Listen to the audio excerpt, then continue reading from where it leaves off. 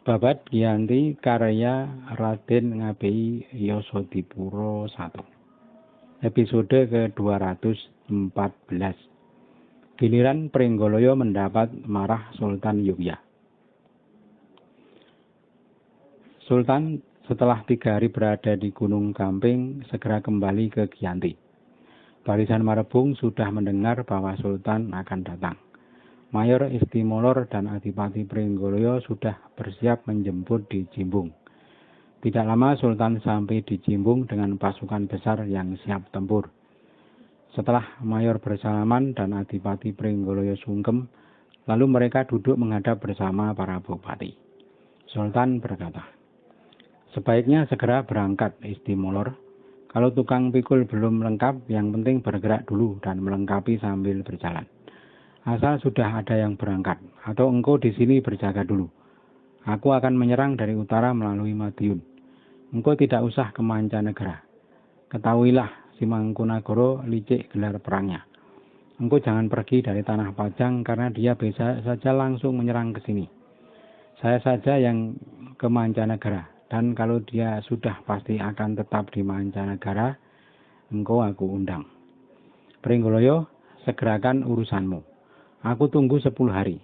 Sudah terlalu lama pasukanku menganggur.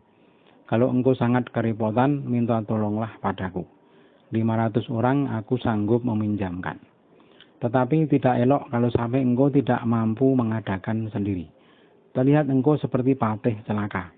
Engkau suami kakak perempuanku. Aku menyayangkan kalau sampai itu terjadi. Jangan selalu menjadi tempat orang mempersalahkan. Ucapan orang tidak salah. Kamu saja yang tidak becus mengelola hingga masalah tukang pikul sampai merepotkan. Orang kecil engkau repotkan dengan menyumbang uang dan masih kau suruh menyumbang tukang pikul. Siapa orangnya yang mau? Berkunang-kunang pandangan Pringgoloyo. Air mata deras mengalir seperti orang mandi. Segera sungkem kepada Sultan. Sudah berpikir bahwa dirinya akan mati. Sang Raja Surakarta pasti mengadu kepada sang paman dan memintanya menghukumku, pikir Pringgoloyo. Kepada Mayor Istimolor, Sultan berbisik. Ya, inilah yang membuat ruwet. Tidak becus bekerja, membuat malu rajanya, membuat susah orang kecil dan merusak segalanya. Mayor Istimolor hanya menggeleng-gelengkan kepala. Sultan berkata pelan, Pringgoloyo, besok engkau jangan ke Kaduang. Aku sarankan berjagalah di Kedung Jambal. Itu bagus untuk menyabet ke kiri kanan. Kalau di Gunung Kidul itu tempat kesukaan musuh. Dari Kedung Jambal dapat dicapai dengan cepat. Di timur atau barat terjangkau. Besok aku pukul dari utara pasti larinya ke Gunung Kidul. Kecuali kalau musuh hendak berperang habis-habisan denganku di mancanegara. Tetapi Mangkunagara kalau tetap di mancanegara tak urung kerepotnya. Orangnya akan berbalik ikut denganku atau bergabung ke anak Prabu yang sudah pasti punya tanah. Sebaik-baik prajurit Pajang kalau dibawa ke mancanegara pasti tak betah. Dan Mangkunagara tak akan bisa bersembunyi di Pajang kalau melawanku. Kalau melawan orang lain mungkin masih bisa, tetapi jika melawanku bersembunyi di Pajang pasti terlihat.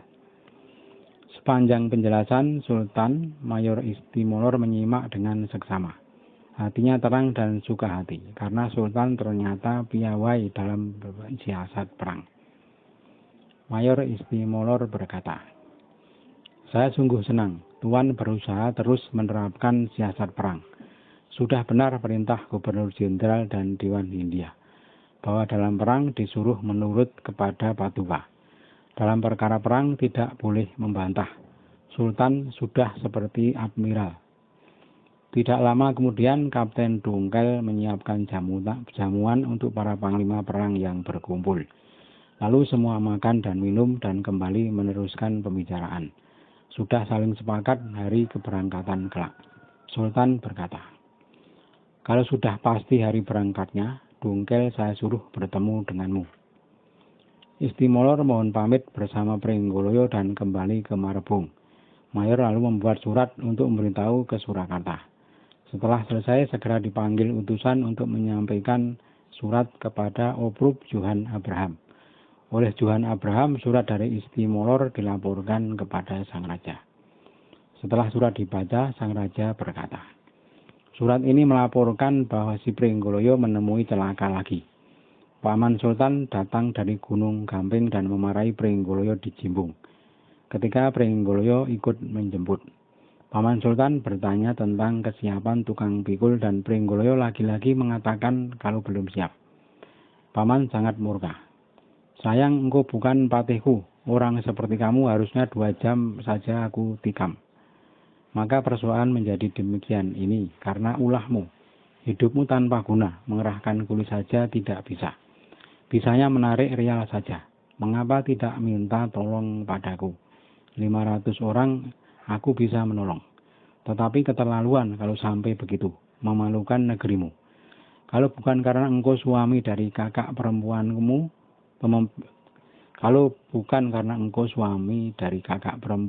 umurmu tinggal 3 jam. Kalau anak Prabu minta gugat kematianmu, aku ganti dengan orang 10.000 sepertimu. Tak sulit mencari penggantimu. Pringgoloyo ambruk di kaki Paman Sultan. Dengan ketika aku suruh maki-maki orang 40-an, Pringgoloyo lebih takut kepada amarah Paman Sultan. Oprup sangat suka mendengar penuturan sang raja. Tersenyum Oprup sambil menggeleng-gelengkan kepala. Seperti hampir sampai ajalnya, komentar Oprup. Sementara itu, Gubernur Nicholas Harting sudah mengirim utusan untuk memberitahu kepada Pangeran Madura bahwa Sultan meminta anak Surodiningrat, Raden Brotowiryo, yang diambil menantu Tumenggung Gresik, untuk diangkat sebagai Bupati Ponorogo.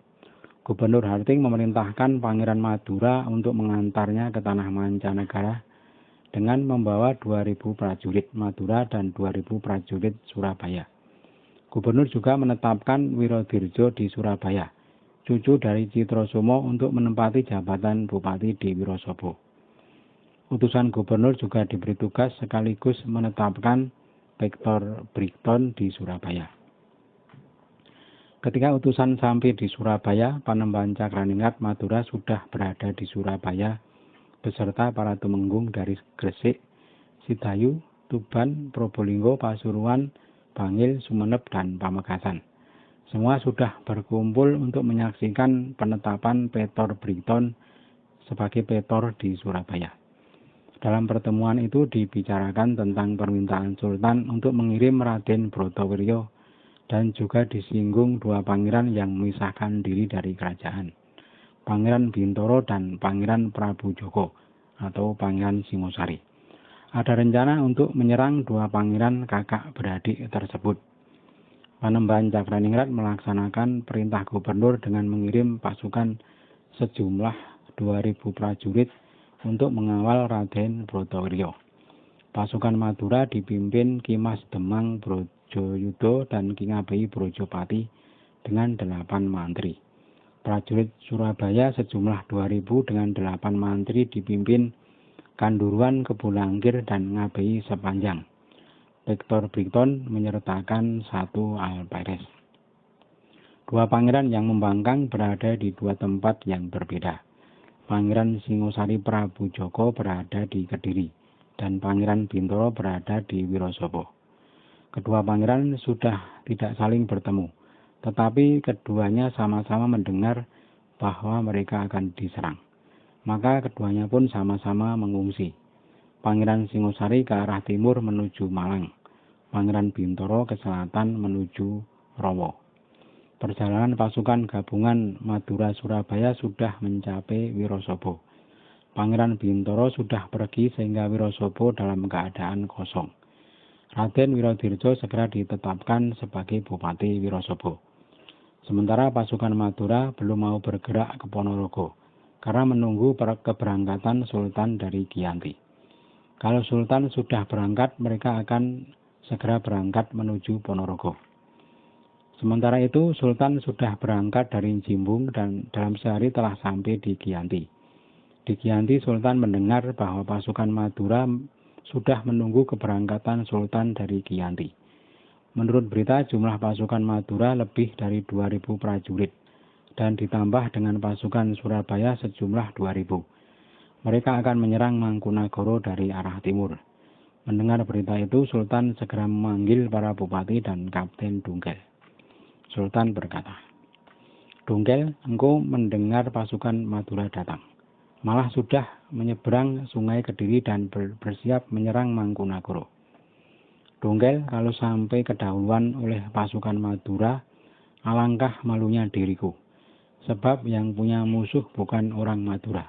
Yang punya musuh itu aku." Kapten Dungkel menjawab, "Sepertinya tidak, Paduka. Ki Lurah Nicholas Harting sudah mengirim surat kepada saya kemarin. Hanya belum saya laporkan.